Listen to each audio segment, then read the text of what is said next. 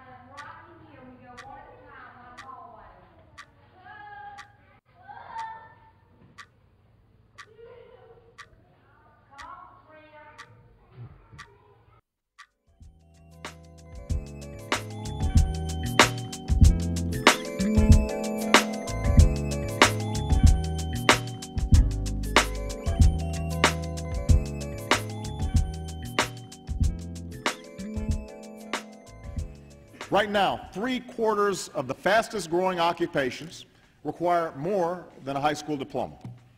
And yet just over half of our citizens have that level of education. We have one of the highest high school dropout rates of any industrialized nation. And half of the students who begin college never finish. I think one big problem is that I don't see a lot of the issues that are happening in young people's lives being addressed in their education.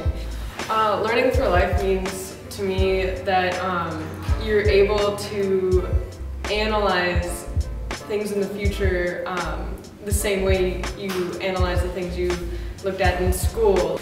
I think that the stuff we learned, the stuff that we had to do tests on was completely pointless, especially for if you want to go for a certain career. It's like you guys don't really care about what's going on unless it's in your class or it's dealing with you.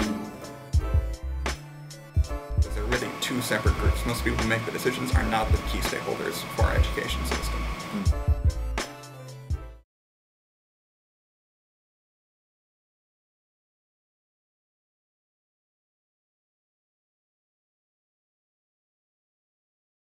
So the decision makers are going to be the people in the legislature who can force ed policy through, the people at the state and federal Department of Education. Offering our children an outstanding education is one of our most fundamental, perhaps our most fundamental obligation as a country. And whether we meet that obligation not only reflects who we are as Americans, it will shape our future as a nation. What is an outstanding education? What are we learning in our schools? How are the decisions being made about how to run our school affecting students, the key stakeholders, in the future of our education system?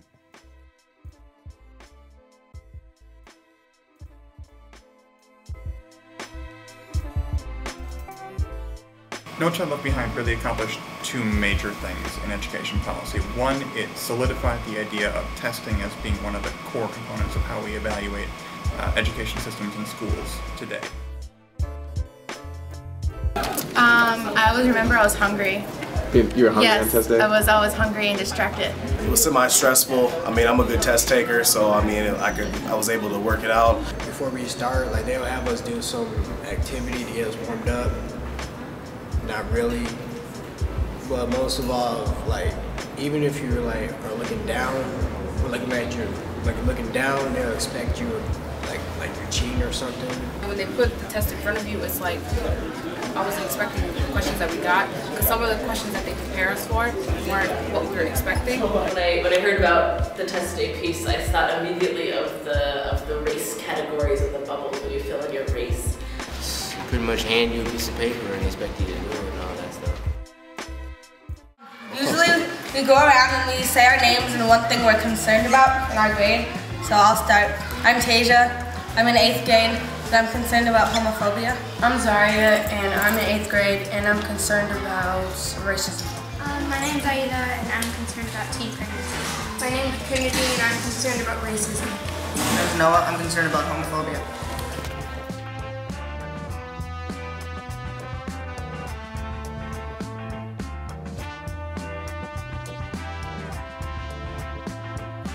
A lot of adults who are in that position of privilege and power over youth aren't asking young people what's going on in their life, or aren't asking them about what issues are relevant to them. The kids should tell me what they want to know. I think that's most important, because that's what they're going to want to learn. Focus more on like what the students are going through in their life and apply it to. I like it because the school's really small, so everybody knows everybody, and like everybody gets along. It's kind of like a family. I like the school because it's like we learn things that people wouldn't learn about necessarily in high school and college. I like that everybody here learns at their own pace. I like the school because we learn like history like most other schools don't. I like this school because we actually learn the real history, not like the fake history, because some schools like teach history that's not even true. And we need schools that help us learn for life rather than teaching to the test. We need students' voices to be included about decisions about our education system, and we need teachers who want to work with students to help them with the issues they are interested in, and the concerns they have about the world today, and the dreams they have for the future.